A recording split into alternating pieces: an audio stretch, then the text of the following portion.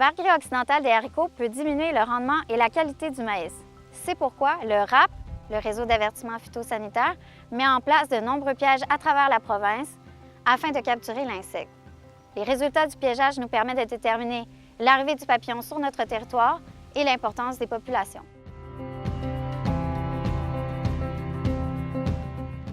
Portés par les vents, les papillons vont arriver début juillet. Les femelles vont choisir des champs de maïs au moment de la sortie des croix pour pondre leurs œufs. Par conséquent, un champ qui présente une croissance inégale ou bien dans lequel il y a plusieurs hybrides qui sont semés peut être à risque pendant une période plus longue. Environ une semaine après la ponte, les œufs pondus à la surface des feuilles vont éclore et les larves vont se déplacer jusque dans les soies. Pendant ce temps, elles peuvent s'alimenter de pollen. Le risque est d'autant plus important si l'on se trouve dans une région où le sol est léger et également si on a une grande superficie en maïs ou en haricots. Les masses d'œufs sont pondues sur la face supérieure des feuilles. On les retrouve sur les 3-4 dernières feuilles en haut des plants. Le nombre d'œufs pondus par masse est de 2 à 350. La couleur va varier au cours du temps, passant du blanc au violet, le violet indiquant que les œufs vont éclore dans les 48 heures suivantes. Le dépistage consiste à compter le nombre de plants qui sont porteurs de masse d'œufs sur 10 plants consécutifs par rang à 10 endroits bien répartis dans le champ. Un total de 100 plants sera donc examiné pour chaque champ. Comme la ponte peut s'étaler de 2 à 3 semaines, on recommande d'effectuer le dépistage à tous les 5 à 7 jours pour les champs à risque au cours de cette période.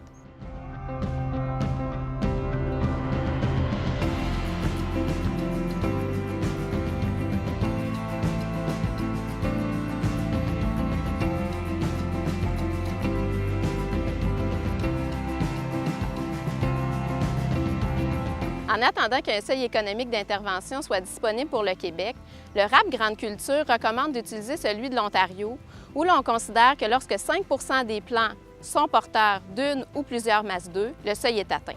Le seuil d'intervention est cumulatif, ce qui veut dire que si lors du premier dépistage, vous obtenez 3 % des plants qui sont porteurs de masse d'œufs et que lors du deuxième dépistage, vous avez 2 % des plants qui le sont, alors le seuil de 5 % est atteint. Suite au dépistage, si un traitement insecticide est nécessaire, c'est important de le faire lorsque les larves sont encore en déplacement sur le plant de maïs. Lorsqu'elles se seront réfugiées dans les soies, elles seront protégées et le traitement insecticide sera inefficace. La période d'intervention est donc très courte. C'est important de faire le traitement dans les 5 à 7 jours suivant l'éclosion de la majorité des œufs.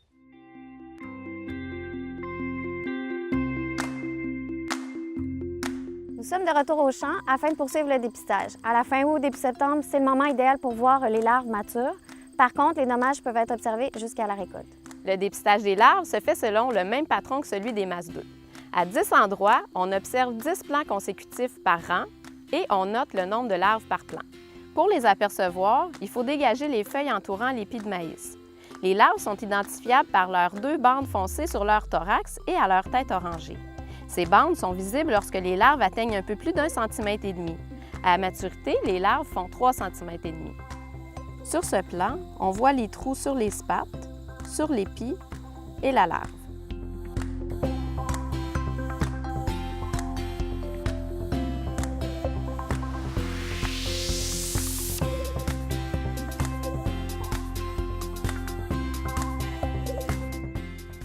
À la fin de son cycle larvaire, elle se jettera au sol pour s'y enfouir. Le papillon émergera l'été prochain si les conditions hivernales sont favorables. Vous devez savoir que les dommages de ver gris occidental des haricots à l'automne peuvent être confondus avec ceux de la pyrale du maïs, du ver de l'épi ou de la légionnaire d'automne. D'où l'intérêt de faire le dépistage des larves pour établir un bon diagnostic. En plus des dommages directs liés à l'alimentation des larves, leur présence augmente les risques de développement de moisissures. Avant la récolte, un examen des plants permet d'évaluer le pourcentage d'épis endommagés et la présence de moisissures. Les moisissures peuvent diminuer la qualité des grains et produire des mycotoxines qui ont le potentiel de nuire à la qualité de l'ensilage et à la santé des animaux d'élevage. Il faut se rappeler que la sévérité des symptômes ne renseigne pas sur le taux de mycotoxines, que des tests laboratoires sont nécessaires. Si des dommages importants sont constatés, ça peut signifier qu'on est dans une zone à risque. L'achat d'un hybride BT offrant une protection contre le ver gris occidental des haricots peut être envisagé pour l'année suivante. Actuellement, le seul trait transgénique ayant de l'effet sur l'insecte est le VIP3A. La liste des hybrides BT disponibles est annuellement mise à jour sur le site de la Coalition canadienne contre les ravageurs du maïs. Pour en savoir plus sur le ravageur, consultez la fiche technique produite par le RAP Grande Culture. Dans cette fiche, vous trouverez le lien pour accéder aux cartes interactives montrant l'évolution des captures de papillons durant la saison.